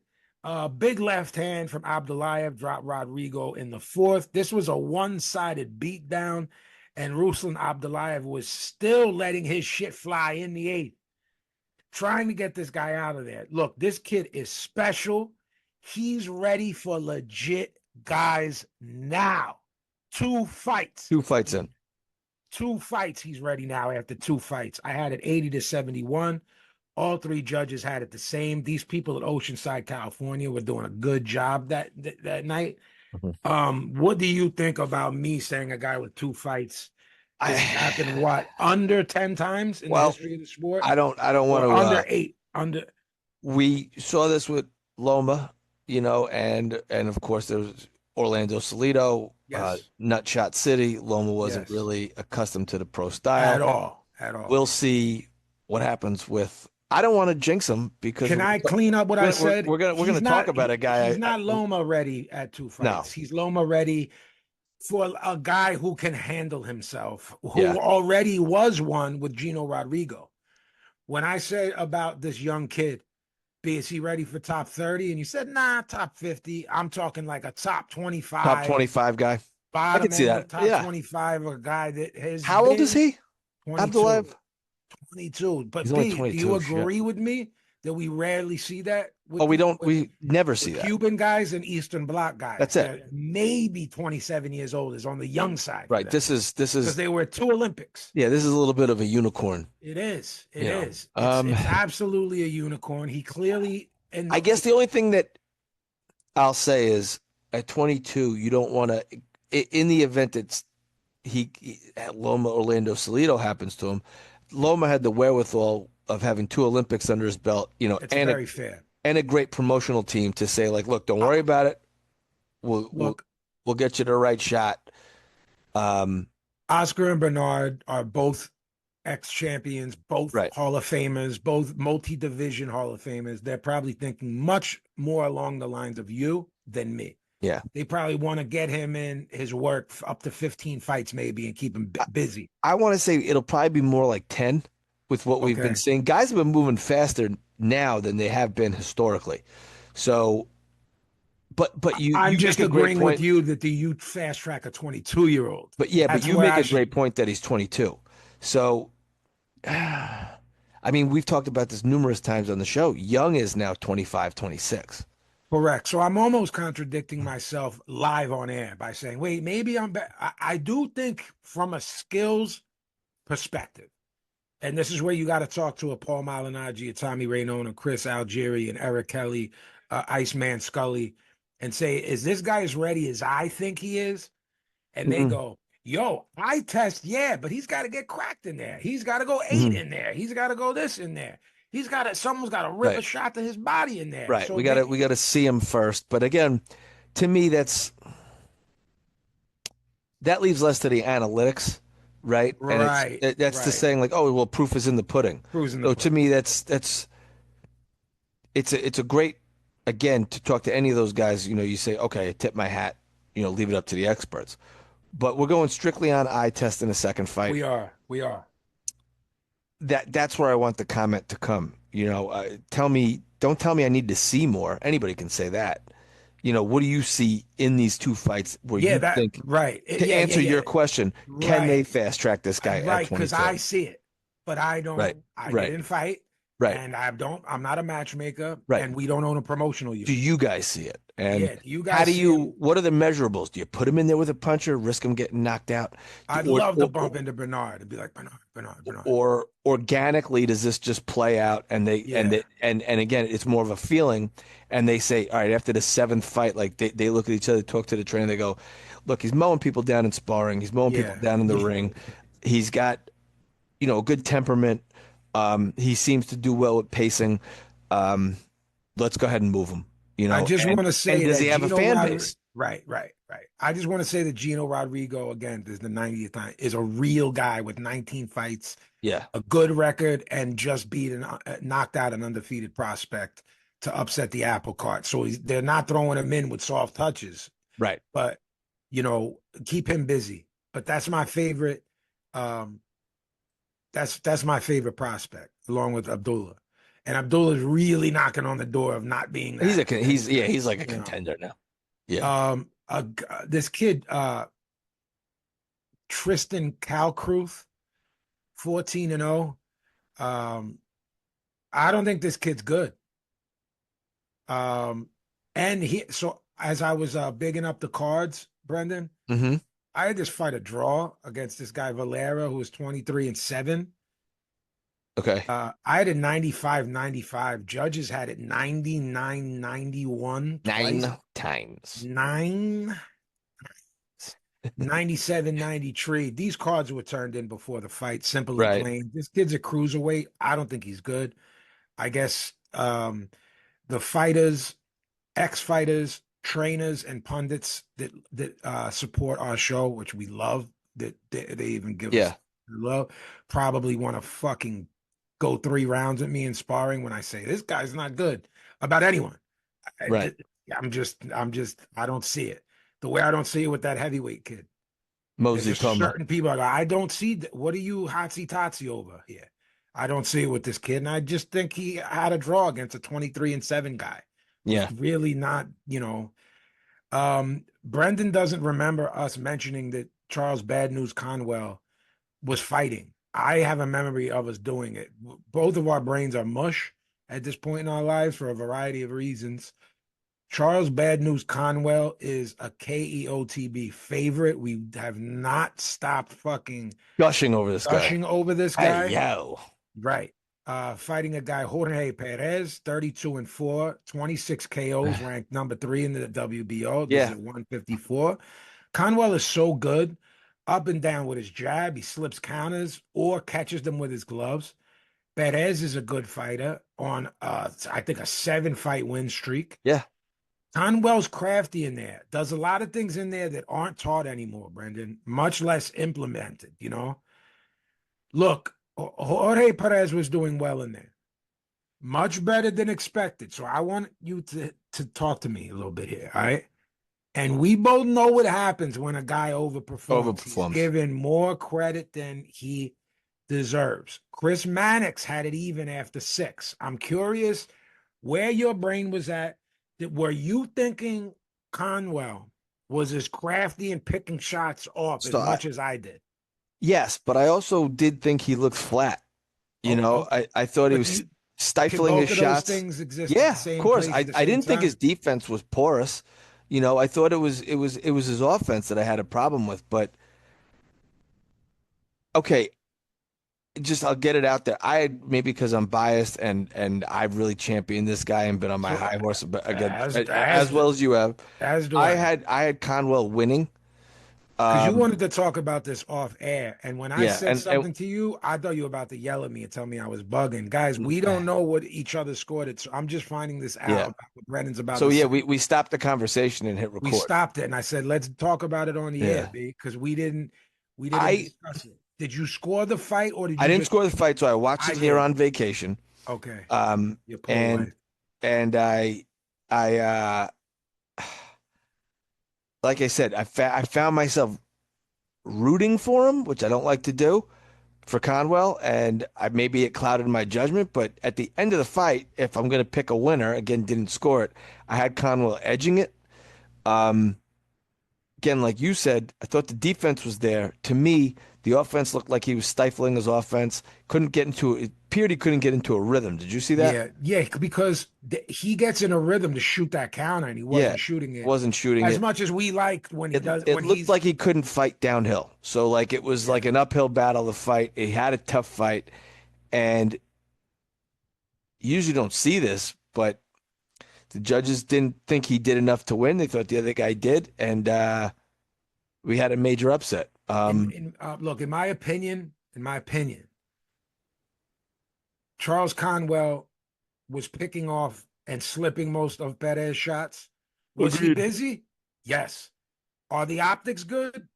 I suppose if you're not capable of distinguishing between what's landing and what's not, and again, we could do a 5-hour show on judging. Yeah. I don't know what to tell you when a guy is fighting like James Toney and you're not giving him credit for So that. do you think that if there was more coming back from Conwell, it would have swayed the judges in terms of taking a close fight in one direction and moving it the other, which is obvious, It, but he it's. appeared to be, there's long pauses where he wasn't doing anything and offensively. And I think Okay, that hurt him. I just want to say, B. Even though I had him winning. I'm not saying um, Jorge Perez didn't acquit himself well in there because he absolutely Right. did. And it was an Right. absolutely tough fight. I Sure. scored it. I had it 115, 113 for Charles Bad News 7-5 Conwell. Conwell. All right. Judges had it 115, 113 Perez, Twice. 115, 113 Conwell, and 115, 113 for Jorge Chino Perez. In my opinion, this is a disastrous loss for Charles Conwell, considering he was already ducked and he was already a boogeyman. Yeah. When the Now, boogeyman loses like that, yes, it's now disaster. you have no reason to fight him, and he's done. And it's We called, crazy too. Like, did he take this as like a stay busy?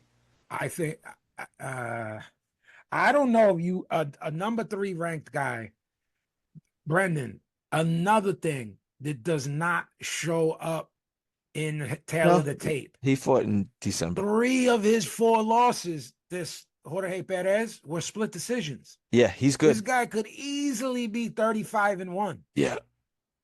Oh, he's really So good. he's really good. This is They not a fight, buried they guys. to me they buried this fight how they listed it under They the did. Gabby Fundora fight. So But guys, if you want to write us and say you guys are crazy, obviously it's your right to do so. But we're not screaming robbery. So, you know no, what I mean? It was close. it was It close. was I close. thought Conwell I won. thought Conwell nicked it. I had it 7 rounds to 5. I thought he was defensively really good. I think when he gets in that James Toney shell, I would have liked to see him fire back more, which he does when B and Hmm. I gush over this guy. That's what he is doing. We go, Right. oh, this guy's so great in there because he's James Toneying it. Yeah. Tonying it. Tonying it. Yeah. Um, so, guys, the best thing Charles Conwell can hope for, which happens with other people, is oh, he looks beatable, so I will fight him. But I don't think he looks that beatable. He didn't get Now, knocked around. He still looks crafty. this is going to be one of those things with the stupidest thing in boxing. If they try to book a fight, Twitter finger fighters will go, well, he lost to such and such. So Correct. what? He's still there. But again, look, man, you can lose and still.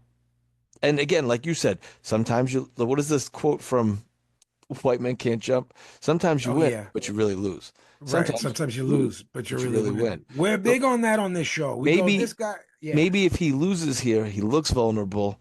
Guys say, you know what? I'll fight him now. Because how far is he really going to drop in the rankings if he lost to a number three? If he comes back and rattles off 2 wins, Yeah, he's right couple, back in the he's thick right of it. back in I there. mean, Right away. I'd push for a rematch It's if I going to was him. fuck his money up, though, If is I what was it's him, going to do. it's that's look, I wrote in my notes the word disastrous. Right. And that's a variety of reasons. I push, look, I don't know if anyone was willing, anyone, I mean of note, was Yeah. willing to jump in there. If Jorge Perez, after a nice performance, is in the same boat, maybe you run it back on a DAZN, main event Friday, Yeah. Saturday night. And it's stay busy for both of them, not in the sense of stay busy, this guy's a soft touch. It's Right. like, yo, whoever wins this is up next for somebody, one of those belts out there, or one of the guys Right. hovering in the top 6. That's what I would push for. Conwell looked really defeated, man, Yep. in there. Like, fuck, almost like, fuck. That's what he looked like to me, especially when they were Like, reading off the scores. It was yeah. like, yeah. Ben Whitaker stops our guy, Liam Cameron, in the second round. Yeah. Some people thought it was a I thought premature so. stoppage. Cameron was sort of balled up in the corner, not throwing back, but was defending himself. Guys, we mentioned on our air that where is this playing over here? It was on Triller TV. I'm Yeah. not downloading that. I don't know what else is on there. Or they wanted me to sign in for like a free month, and then they're gonna start billing me, and I'm not getting wrapped up in that. I don't need to sign up for anything else. Right. So I had to sort of wait to watch it via, someone posted it on Twitter. And what I did not know when I said, does Kovalev need money when he took the fight? I did not know that It it was a was well retirement fight. known over there that it was a retirement I didn't fight. either. And it was in his hometown. It That's like was in his yeah, hometown. which we Sergey, made fun of. be made fun of. Sergey Sorry. Crush. So he wants to kill us now. Sergey Crusher Kovalev ends his storied career with a seventh round stoppage of Artem Man. Also, Um, want to hear something weird? It's not on BoxRec. wow, I wonder if it wasn't It's even a it's deal. it's just a question mark on BoxRec. So So, look historically, Brendan. Before we get into this weekend, how will you look at Kovalev? Will he outside of the ring antics no. play So any part? I can separate the art from the artist. So You can know what I I. mean? I think that his record will be like right now we have it in our heads that he lost to what was his name? Iliader Alvarez. Yes, He got knocked out by him, yes, and he got knocked out by Andre Ward, right? And got knocked out by yeah. Canelo. I mean, he got hosed in the first fight Yeah. against And Ward, then and he got hit in the ding ding in the which second, was weird. and he's leaning on the ropes, hurt because he got hit Yeah, by the ding ding, and they waved it off. So I right. still don't even know. But if you look at the careers he destroyed, Nathan Cleverly, he boxed Bernard. He came back from the Eliader Alvarez devastating knockout loss to outbox him. Um, I mean, he beat really good guys. I think he's a Hall of Famer. Sure, if you look at, I think how many title defenses does he have? He has like 8 defenses. Yeah, and then we'll see the thing that I don't know if we were ever blessed enough to vote for the for Hall of Fame ballot. Brendan, tell me this type of question. Do you take something that was a clean victory, like Ward Kovalev won, right? I mean, that's like an egregious robbery, that one. Andre Ward thought he lost it and did the Yeah, I can't believe it face when they read the cards. right. In your mind, do you process that as a victory? Like, do you process Sweet Pea No. winning shot against Well, yeah, I Chavez? guess in my mind, yeah. I mean, But if you were voting for the Hall of Fame tomorrow, do uh-huh. you view in your head for something like that? Well, he beat Andre Ward, and the rematch was I wonky don't think because he got hit in I the don't think ding he's ding. gonna need to. So like I'm So good, you don't care. I don't He did care. enough. Yeah. I'm looking up Isak Well, Chalemba Chilemba could fight, bro. and I Chilemba could can't believe fight. that was the one before Bernard because I for some reason I had that. But I mean he beat This brother of mine jumps up when Kovalev knocks down B Hop and just spills like four, not one person's, like four people's drinks on me, all over me. This Lenny Paz. Beans, kicks, polo, everything. Can't take him anywhere, can we? No, no, nincompoop. He's you know what it is? He's a big guy. Yeah, but he also does the Italian. He's got to hit you during everything. He's a shaker, Yeah, and you I'm know. with that. I am too. But like, you don't know there's like 12 drinks around. There's sodas now. There's This soda all over my sneak. Like, this poor guy's gonna listen back to this because and no, because bro, you can't enjoy yourself. what if you're wet? The moment. Imagine someone gets clipped, and while someone gets clipped and dropped, someone dumps a beer on your head. You're like you're throwing. You can't even enjoy. Did you scold him? Did you I yell at was him fucking heated, bro. I was at your own flesh fucking and blood? vexed, vexed. This I gotta talk to this. And for the Was he fucking record, apologetic or did he tell you to suck it up?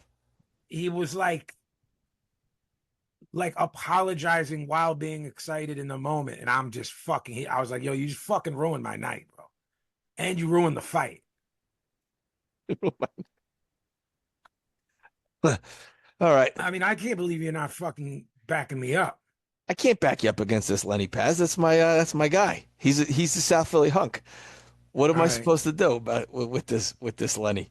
There's a Friday night card again, which I love these smaller cards on Friday nights. The Zone, Long Beach, California. This kid, Eric Tudor versus Kevin Johnson. I look at Eric Tudor very much like I look at Vito Mielnicki.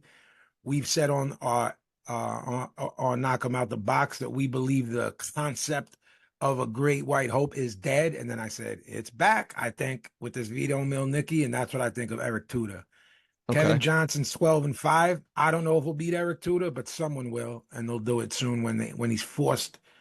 He already lost, didn't he? He did Yeah, he's lose. 12-1. But 12 and 1. Okay. so did Vito Mielnicki, and his stock Right. didn't drop. He's still getting booked at huge things.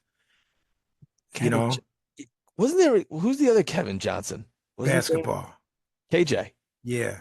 Yeah, Is that who you're Phoenix thinking Suns. of, or a fighter? Yeah, he ran the point. Didn't KJ run He the was he point was for the man. Yeah, those good Suns teams? those. Yeah, it was. Yeah, he was throwing oops to Tom Chambers, Yeah, Thunder Dan.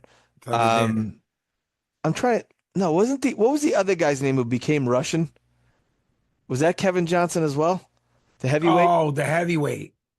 I Yeah, think you're right. and he calls himself like son of Vladimir, like Right, right. he's a Real White. He Putin. did the Roy Wow Yeah, jump. yeah. Yeah, it's a Anyway, wild gimmick. sorry to go. It just struck No, me that I love that yeah. when we do stuff like that. Um, Saturday, the Zone, Tottenham Hotspur Stadium, London Town, England. What up, bruv? What up, Adam? What up, everyone yo, over Adam there? Insom, our guy, Yeah, the we got man so many good friends over there. Yeah, all across the pond that are just great people. As Brendan likes to say, jokingly, let's go worst from first. worst to first, Um, baby. Vidal Riley, 12-0, 7 KOs versus Chavon Clark, 10-0, 10-1, 7 KOs. Only loss was a split decision.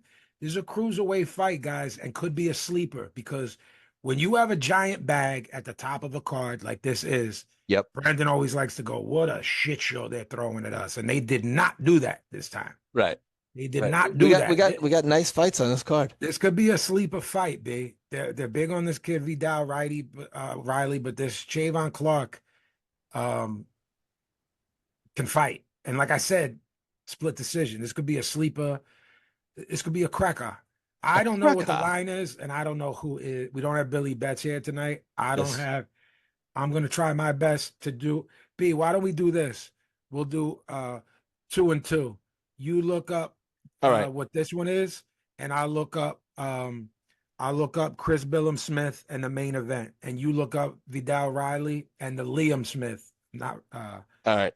So Vidal Riley yeah, and I'll odds try to to win. find this one, and then that way Okay, we're so 2 and 2. I'm trying. Okay, let me look. Vidal Riley, Chivon Clark. Why aren't I seeing that? All right. Type So their names and put I odds. I got it. That's what I did. And That's the I found something I'm not going to say. what does that mean? But I don't want to give these. We said Oh, yeah, you don't want to pick them up unless they pay us money right. to be So advertisers. Agreed. so he's a minus 175 on the money line. So this is a close. They view this. It's Yeah. not quite 2-1. Yeah, Chivon Clark is a plus 155, the money line. Draw no bet is the way they have it described here. It is also minus 175, and Chivon Clark is plus 148. For the draw, it's plus 1800. So it's they think there's going to be a winner, but yeah, it's about a 2-1 Right difference. around there. Yeah. All right, Yeah. guys. Here's the thing. I'm gonna make a pick. Billy Betts isn't here, so B and I don't feel the need to make that little fun aspect of the show. He'll probably hit me on Saturday. But what I'm gonna tell He's him is jonesing for a right. fucking yeah But to what get I to would the tell when someone he's that got to bets, scratch I the itch. wouldn't touch this. I'm gonna make a pick. I think Vidal Riley gets by him in a cracker of a fight, and he gets by him and shows that he's the real deal. That's my pick, but I wouldn't touch it. In other words, if we're here next Monday and this Javon Clark sparked him out, I'm not gonna say, "Oh my God." Yeah, These yeah. guys have it kind of close at 170 for a reason. They know he can fight. They know that SD could have went the other way and he could easily be 11-0 with 7 KOs versus a guy that's 12-0 with. So I'm picking Vidal Riley in a nice, good fight, a nice opener to the card of a huge fight, a massive event. I'm not going to call this a fight. This is a massive event on the Uh-huh. other side of the pond. So B, who are you picking to win, and by how? I I'm think this goes the distance. Riley in a squeaker. Okay, I'm close to me in a Yeah. good fight. Vidal Riley in a close fight. Chris Billum Smith, tough as nails. This guy, 20-2, 13 KOs. His only two losses are a split decision 6 years ago, and that tough fight with Gilberto Zordo Ramirez that you and Mm-hmm. I were geez, this guy's too tough for his own Too tough good. for his own good. And he's going to be in Um, there with a tough guy. a tough guy, Brandon Glanton. Same record, You 22, may remember 17 Glanton KOs. from Pro Box. Yes, never been stopped. So I do remember him. Never been stopped. This is another possible sleeper fight. Two, so the first two could be fight of the night. Did you look up the odds? I got him right here for you, B. Perfect. Um, Chris Billum Smith is minus 110, guys. That means they see this dead Dead even. even. Yep. So again, this Similar is experience with both guys. I think yep. Willem Smith has probably been on the bigger stage. Yes, Uh, I think so. If you yeah. fight the guy who's the guy now, because I look at Gilberto, Glanton is a lunch pail guy. yep, American, big guy. He seems bigger than he is. yeah, Uh, he looks like a heavyweight, and looks like a then heavyweight. yeah, All right, well, that's going to be fun. guys. I'm, As far as gambling, this is minus 110, which means it's even, guys. That's how Vegas I'm going to sees go out this. on a limb and say Glanton wins this one away from home due to the fact that I think the beats that Gilberto Ramirez put on Smith. It's my opinion that Zordo Ramirez put a life-altering fade onto him, and I believe we'd have to go back to that Much more episode that. eloquent way to put it than I did, where I said put Well, the beats on him. but and I said he gave him a life altering fade. We're low lifes. I think that we both agreed with each I was talking other. more about the life altering part was very Yeah, nice and eloquent, thank and you. then you threw in the fade there, and Well, you look, overshine the fade with life altering because I said put the beats on him. because our short term memories are shit. You and I think we These Google both. machines ruined him. Yeah, but I think we both agreed that if we were Chris Billum Smith, there was a specific round where we would have stopped the fight with Zordo, where he was really getting his shit flown. Mm-hmm. If look, if we're correct, you're on point. If that was the life altering fade that we think it was, I could see Brandon Glanton. How about this? And it's a close one. I think Brandon Glanton wins a 7-5, 8-4 type fight and gets hosed. Jobbed. I knew Hosed. you've been good with the getting jobbed. This guy has a nice lunch pail, workman-like performance. Boom, boom. It's a good fight. Yeah. It's a good fight.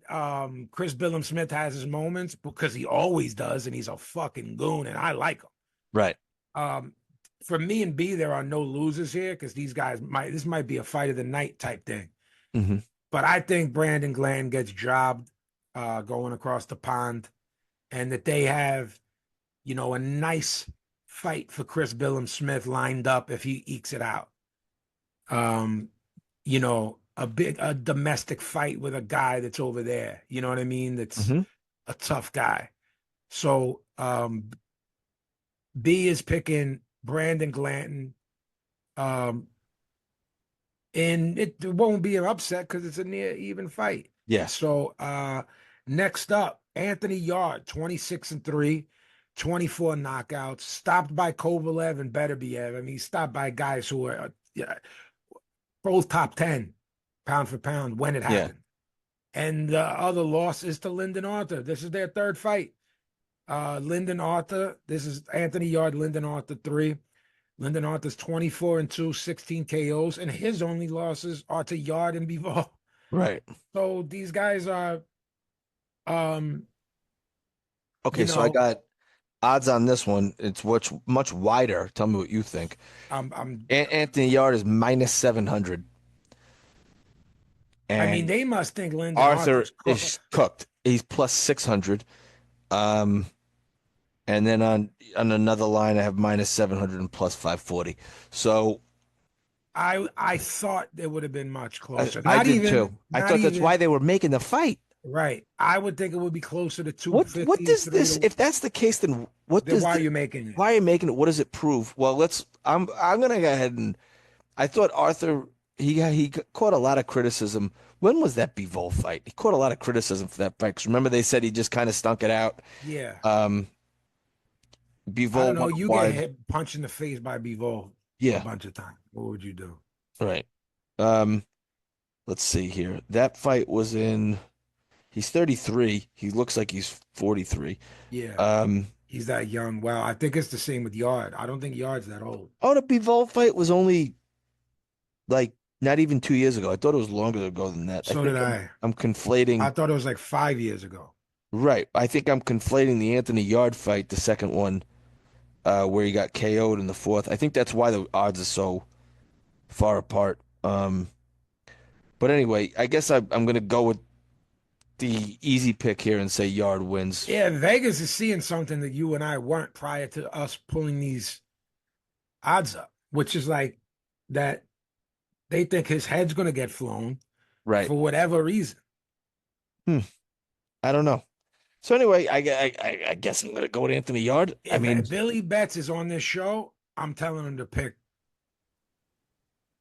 Lyndon Yard. Arthur in an upset. Okay.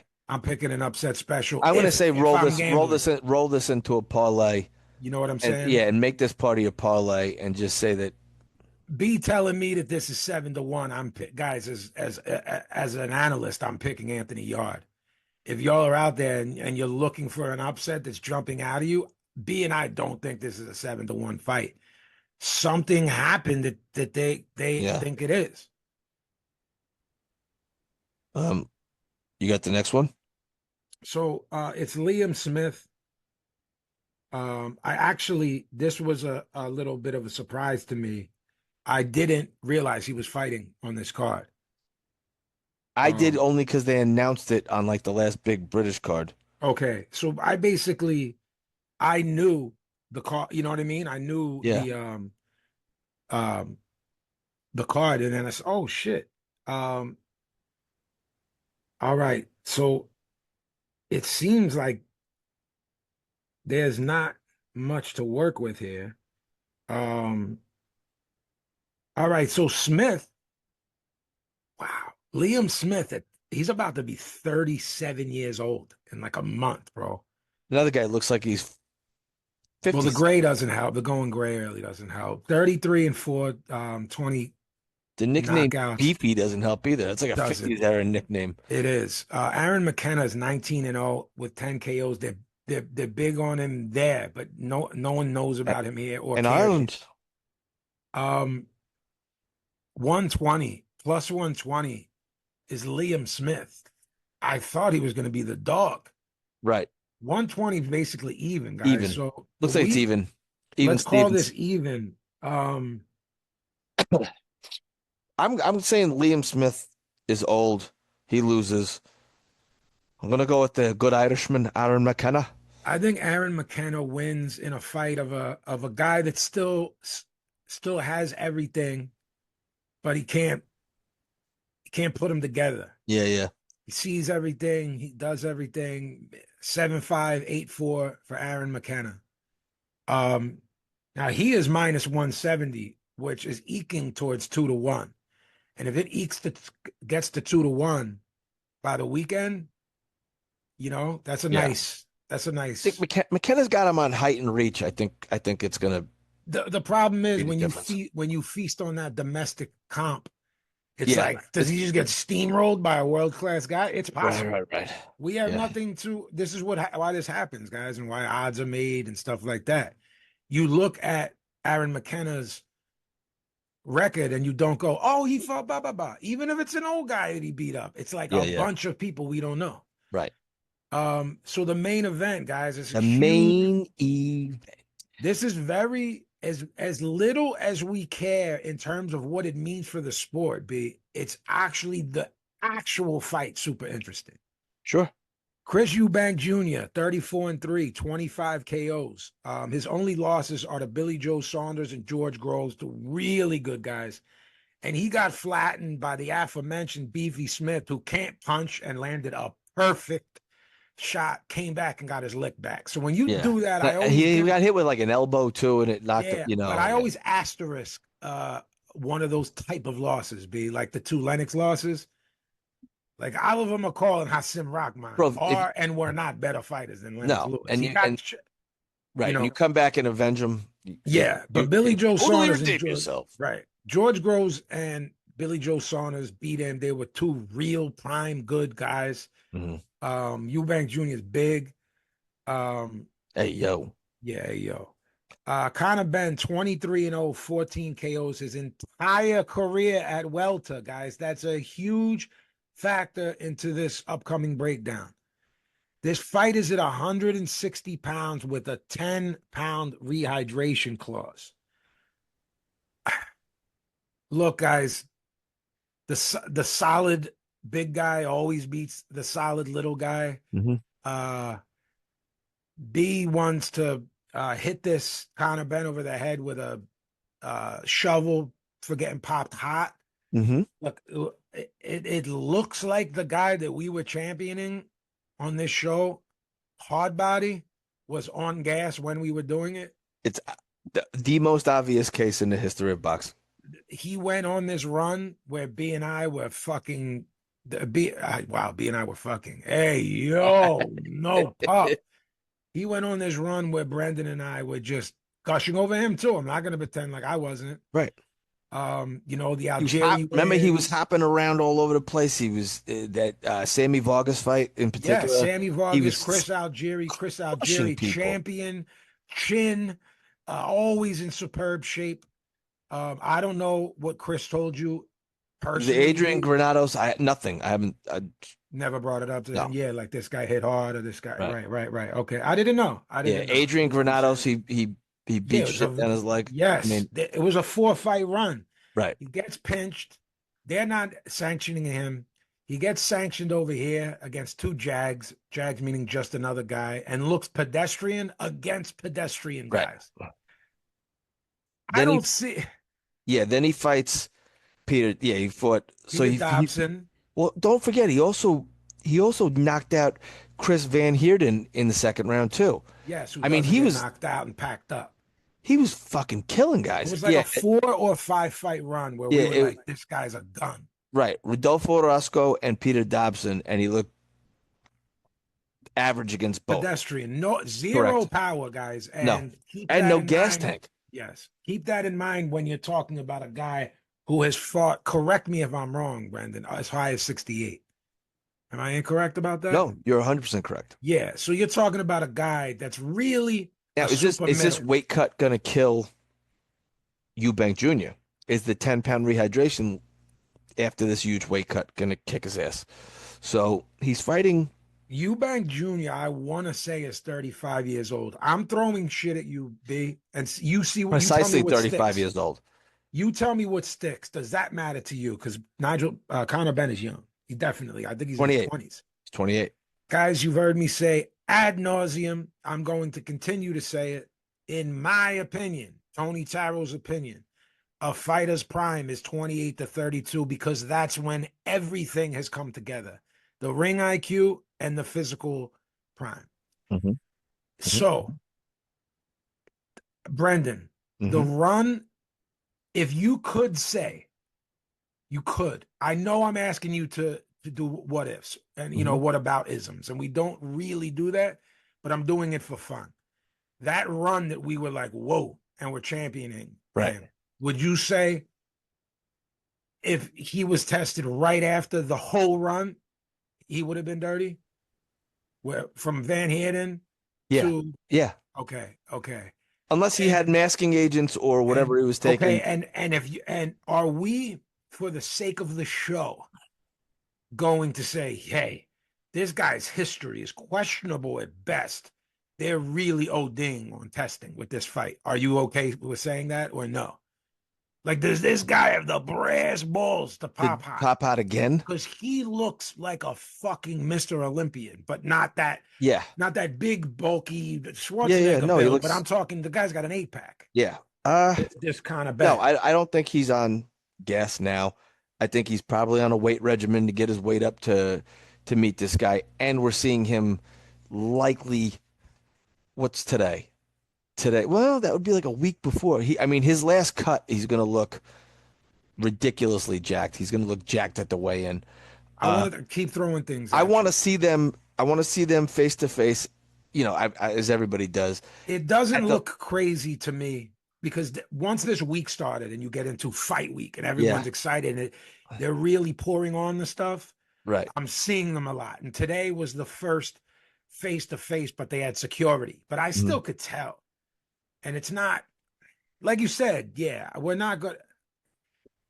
I I don't know, man. I'm not blown away by the size difference that I've seen. Hmm. That always changes when guys are standing there. You know what I mean? Yeah, and they're getting their instructions, and you And go, they're "Oh, getting, yeah, yeah." and rehydrations and all of that. Right now, on this day, if they're identically the same size, Chris Hmm. Eubank Jr. does not have a size advantage, right? They're Hmm. both the same height and same weight naturally. Hmm. Who's better?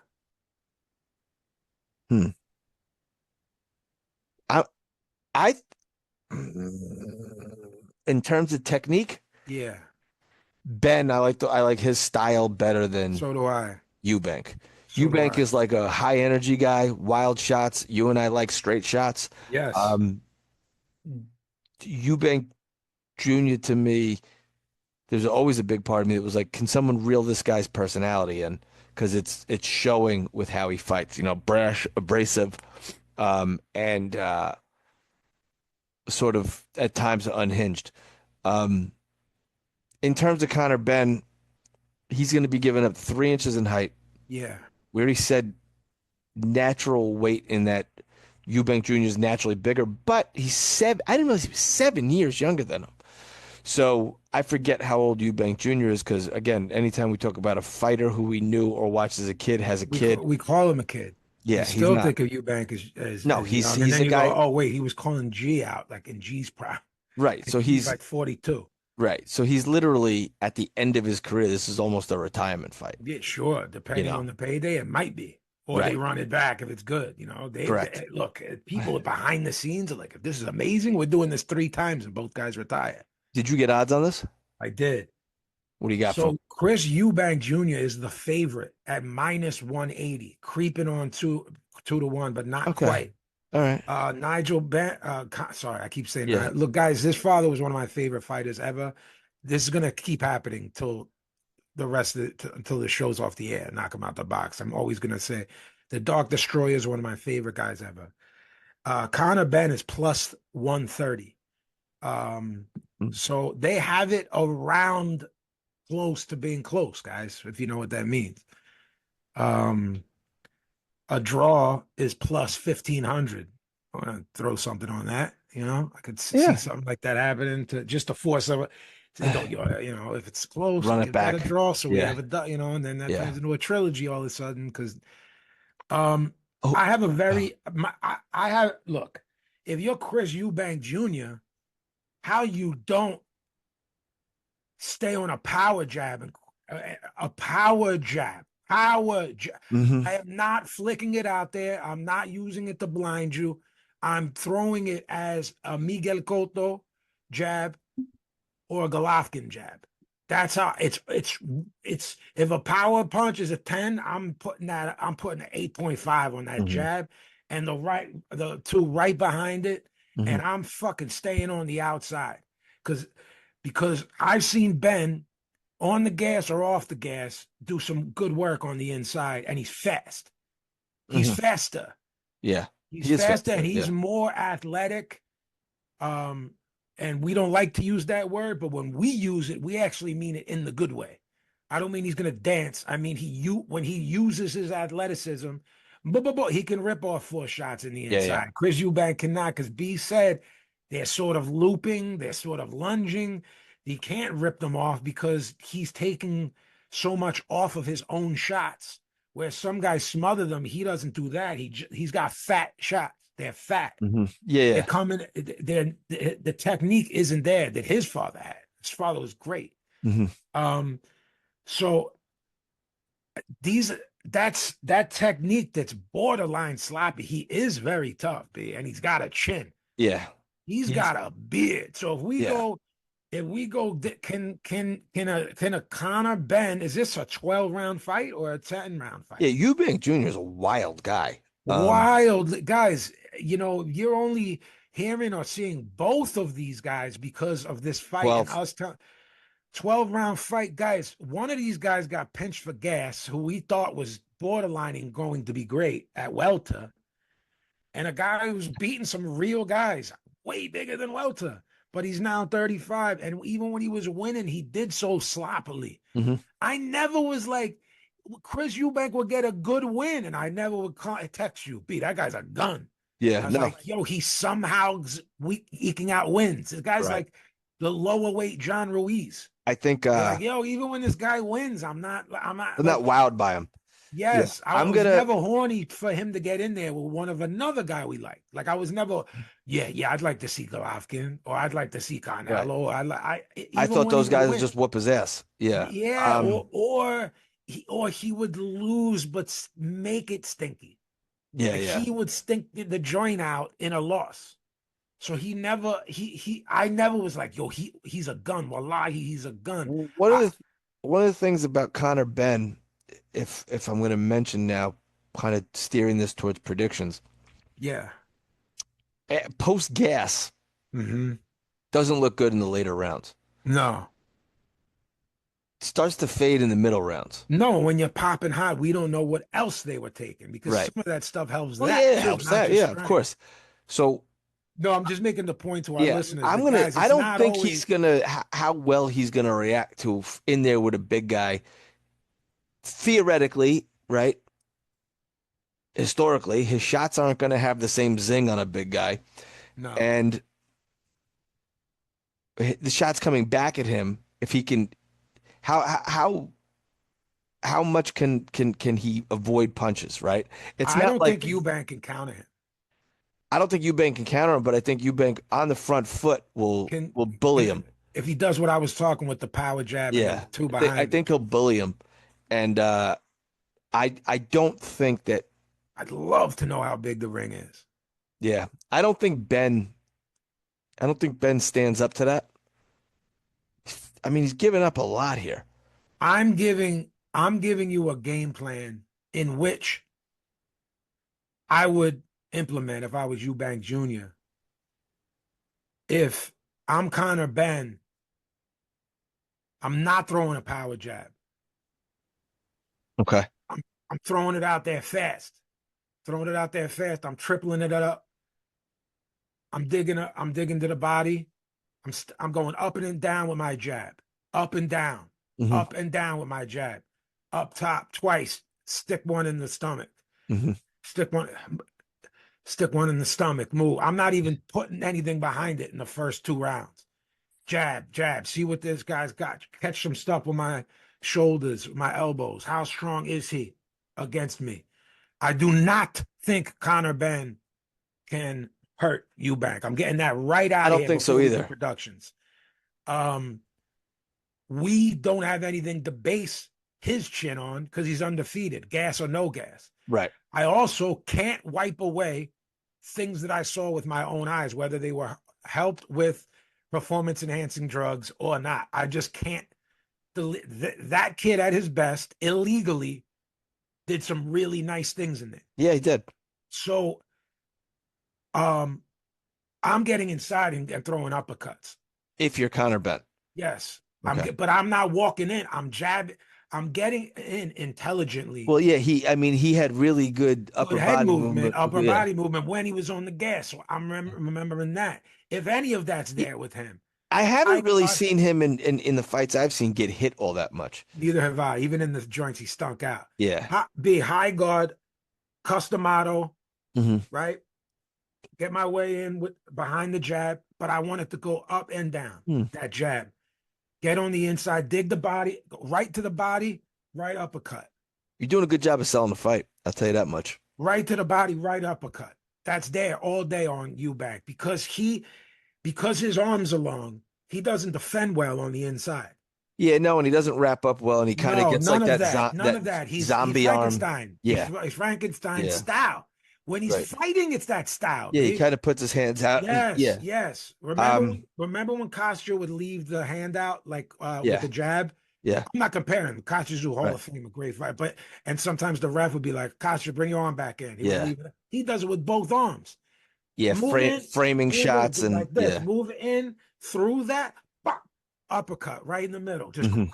crack him with an uppercut on the inside after the hook to the body, or do it reverse. Hmm. Throw the uppercut, then bang the body. That's where I'm going. He's long. Hey, yo, no Diddy. Eubank comparatively, Mhm. he's long torso. Go downstairs. You're short. You know that Yeah, yeah. old. He'll look like Tyson visually Mm. when Mike fought those tall guys. You can see Uh, that. you know what I mean? That's how it'll Yeah, look visually speaking. I'm not comparing them yeah. at all. The Bone Crusher No, I know Smith what you're saying, and I'm move thinking of in this I'm way. I'm Bop, bop. visualizing Connor Benn's fights, Yeah, and I'm saying that there is, a time when he did look like that, yeah, and he's yeah. he's he's It's he's unfortunate how he did it. right, But because if it I'm is coming, it is a bop, very bop. obvious case. Yeah. Yeah, if he lands those shots, the right to the body, the right uppercut, that's gonna open up a looping right up top, right after it. Mhm. Yeah, Um, I mean, and his 1-2 was always really good. Really good, really good. I want him to double and triple on that jab, which throws the 1-2 out. Not totally, but I mean, remember when Boots started off B switching stances and we got hmm worried for 90 hmm seconds? hmm I just want Connor Benn to triple the jab for like 2 rounds hmm and up and down with it. If he finds a rhythm out of that, like you doing the 1-2s there, throw the 1-2 and get out. Yeah. He can move better.